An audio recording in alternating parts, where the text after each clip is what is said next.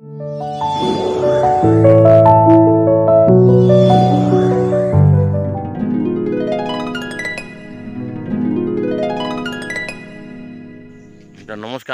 আজি আমতলা এম ই স্কুলত আমাৰ অতি সন্মানীয় বিজেপি কৰ্মকৰ্তা আৰু লগতে আমাৰ সমবায় সমিতিৰ চেয়াৰমেন সঞ্জিত দেৱনাথ ছাৰ আহিছে। ইতিমধ্যে এখেতে মৰ্ণিং ৱাক কৰিবলৈ আহি আমাৰ যে আমতলা এম ই স্কুল মানে গাঁৱে গাঁৱে মৰ্ণিং ৱাক গ'লেও এখেতে মানে গাঁৱে গাঁৱে যায় আৰু গৈ পেলাই গাঁৱৰ যিটো ভাতৃত্ববোধ আমাৰ চাহ চিনাকি বন্ধুত্ব বজাই ৰাখে। আজি আহিছে, এখেতে চাইছে আৰু Amtala M E school Rabi Jayanti অহা 12 ছেপ্টেম্বৰ যিটো আয়োজন কৰা হ'ব সেই সম্পৰ্কে এখেতে মানে যিখিনি মানে উদযাপন সমিতিয়ে যোজা কৰিলে বা কৰি আছে সেই সম্পৰ্কে এখেতে অৱগত কৰিছে আৰু আমাক সুধিছে। প্ৰথমতে আমাৰ স্কুলৰ যিটো গেট ইতিমধ্যে আজি 40 বছৰৰ পিছত এটা স্কুলৰ গেট দেখিবলৈ পাইছোঁ। গেট ডাটা হিচাপে আমাৰ পাইছে আৰু আপোনাৰ মন কেনেকুৱা লাগিছে যে গেটখিনি চাই বা স্কুলৰ এটা বিদ্যালয়, এটা পবিত্ৰ শিক্ষা মন্দিৰ, এটা দেশৰ ভৱিষ্যত, গাঁৱৰ উন্নতি, আপুনি কওকচোন। এইখন বিদ্যালয় আমি জনাত 1945 চনত আমতলা LP স্কুলখন ৰাইজে স্থাপিত কৰিলে। 1985 চনত আমতলা এম ই স্কুল স্থাপিত কৰিলে আৰু 1995 চনত আমতলা হাইস্কুল আছে। ইতিমধ্যে আমতলা হাইস্কুলৰ যথেষ্ট সংখ্যক আমাৰ 145জনমান ছাত্ৰ ছাত্ৰী আছে। এতিয়ালৈকে চৰকাৰীকৰণ হোৱা নাই। এতিয়া যিবিলাক ছাৰ বাইদেউ খাটি আছে সিহঁতৰ বহুত টেনশ্যন, সিহঁতৰ মানে ভেঞ্চাৰ হিচাপে অৱসৰ ল'বলগীয়া পৰিৱেশ হৈছে। সেইকাৰণে অসম চৰকাৰৰ দৃষ্টিগোচৰ কৰিছোঁ আৰু আমাৰ বিভাগীয় কৰ্তৃপক্ষৰ দৃষ্টিগোচৰ কৰিছোঁ। এতিয়া প্ৰশ্ন হ'ল যে আমতলা এম ই 1985 চনত যদি স্থাপিত কৰিলে তাৰ প্ৰতিষ্ঠাপক সকলো শিক্ষক ইতিমধ্যে অৱসৰ ৰিটায়াৰ লৈছে। এতিয়া শেষান্তভাৱে আমাৰ বিদ্যালয়খনৰ প্ৰতিষ্ঠাপক শিক্ষয়িত্ৰী বৃন্দা দেৱী এটা প্ৰধান শিক্ষক ইনচাৰ্জ আছে। এতিয়া আমাৰ স্থানীয় SMCয়ে লগতে আমাৰ পূৰ্বৰ যিমান মানে মুৰব্বী তথা গাঁৱৰ SMC যিটো আছে সকলো একেলগে মিলি আমি আলোচনাত বহি সিদ্ধান্তক্ৰমে আমি যোৱা মাৰ্চ মাহত আমি প্ৰস্তাৱ লৈছিলোঁ। তাৰপিছত লৈ আমাৰ আমতলা এম ইখন যাতে 40 বছৰ হ'ল যে ৰবি জয়ন্তী আয়োজন কৰা হওক, সেইকাৰণে এটা শুভ দিন চাই অহা ছেপ্টেম্বৰ 12 তাৰিখ আমাৰ দিন ধাৰ্য কৰা হৈছে। উক্ত দিনাৰ কাৰণে আমাৰ শুভেচ্ছা বাণী আমাৰ জিলা প্ৰশাসনৰ যিটো আয়ুক্ত, হোজাই জিলা আয়ুক্ত আমাৰ BB ভাগৱতী ছাৰে আমাক শুভেচ্ছা বাণী দিছে, আমাক এই কাৰ্যসূচী সম্পাদনৰ পাৰ্মিশ্যন আদি দিছে। সেইকাৰণে আমাৰ লগতে IS বিষয়া ৰঞ্জন কুমাৰ ডেকা ছাৰে আমাক ইয়াক শুভেচ্ছা বাণী দিছে। লগতে জড়িত আমাৰ স্থানীয় বিধায়ক MLA ৰামকৃষ্ণ ঘোষ আমাৰ ছাৰেও আমাৰ এই শুভেচ্ছা বাণী দিছে। এই সকলো কাৰ্য আমতলা গাঁৱৰ হৈ আমাৰ এই স্থানীয় বিদ্যালয়খন প্ৰতি দৃষ্টিগোচৰ হৈছে। তাৰ বাবে আমি উদযাপন সমিতি নথৈ আনন্দিত।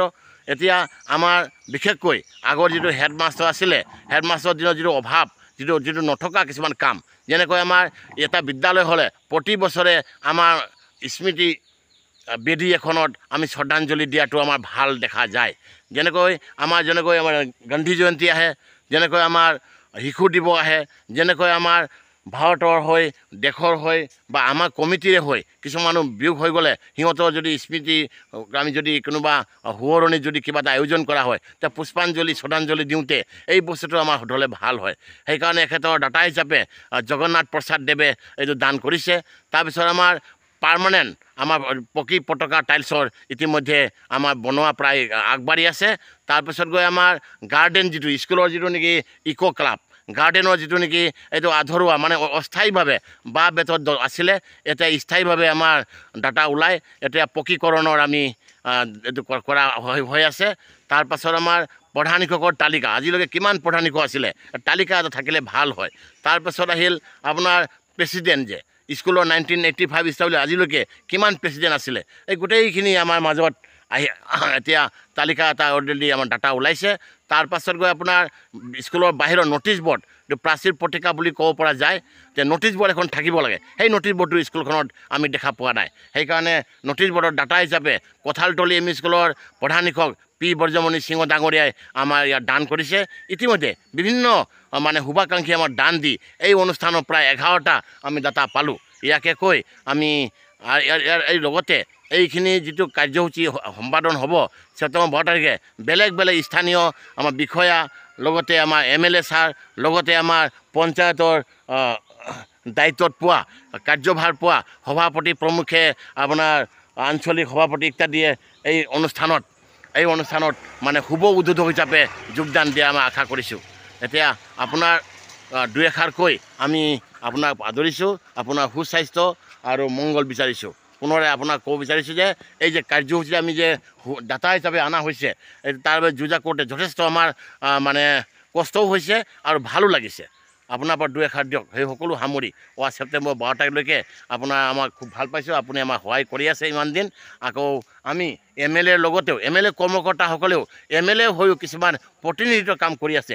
তাৰ উদাহৰণ, জ্বলন্ত উদাহৰণ, তাৰ চকুৰে দেখা আমাৰ ভাতৃত্ববোধ সঞ্জীৱ দেৱনাথ এজন বা আমাৰ অসমৰ হৈ আমাৰ এই স্থানীয় হোজাই সমষ্টিৰ হৈ তেখেতে যিটো কৰিছে তেখেতে সকলোৱে চিনি পায়। সঞ্জীৱ দেৱনাথ ইমান ভাল নে বেয়া মই বঢ়াই নকৰে নহ'ব, ৰাইজে ক'ব। আমাৰ ইয়াত বহুতো দলীয় কৰ্মকৰ্তা থাকিলেও, যেনেকৈ কংগ্ৰেছ আছে, BJP আছে, UDF আছে, কিবা বেলেগ বেলেগ পাৰ্টিত হ'লেও সঞ্জীৱ দেৱনাথক সকলো দলীয় মানুহে চিনি পায়। সেইকাৰণে তাৰ মহত্বটো ইমানেই যে আমি সকলোবোৰ ভাৰতীয়, আমি সকলোবোৰ হোজাইবাসী। এখেতক আমি ভৱিষ্যত মংগল কামনা কৰিছোঁ। আৰু আপোনাৰ পৰা দুই এষাৰ মন্তব্য দিয়ক। ছেপ্টেম্বৰ 12 তাৰিখ যাতে আপোনাৰ সহযোগ বিচাৰিছোঁ। ধন্যবাদ। এইখিনি যিমানখিনি কাম হ'ল, এই কামখিনি মই বহুত প্ৰশংসনীয় কাম হৈছে, আৰু যিখিনি আপোনালোকে কৰিব গৈ আছে সেইখিনিও বহুত প্ৰশংসনীয় কাম হৈছে। যিবিলাক আপুনি কথা কৈছে যে হেডমাষ্টাৰৰ ইমান দিন হেডমাষ্টাৰৰ নাম তালিকা লিষ্ট নাই, বহুত ধুনীয়া এইটো কৰিব লাগে। প্ৰেচিডেণ্টবিলাকৰ যিবিলাক সভাপতি আছিলে তেওঁলোকৰো লিষ্ট নাই, নামবিলাক নাই, সেইকেইটাও হ'ব লাগে। গতিকে এইবিলাক যিবিলাক কাম কৰি আছে বৰ প্ৰশংসনীয় কাম, ভাল কাম, ধুনীয়া কাম, তেনেকুৱা আৰু কৰি থাকক। আমি আপোনাৰ লগত আছোঁ। বৰ বৰ ধন্যবাদ। এতিয়া আমাৰ ইয়াৰ লগত একান্তভাৱে আমাৰ এজনী স্মৃতি গ্ৰন্থ ৰবি জয়ন্তী নামৰ এটা কিতাপ উন্মোচন কৰা হ'ব। এই কিতাপখিনি ইতিমধ্যে যুগুত প্ৰায় হৈ গৈছে। তাৰে কিছুমান ধৰক আমাৰ শুভাকাংক্ষী আৰ্টিকেল কিছুমান শুধৰণি চলি আছে, ইতিমধ্যে প্ৰায় যুঁজা হৈ গৈছে। ইয়াকে কৈ জয় অসম, ভাৰত মাতা কি জয়। ধন্যবাদ।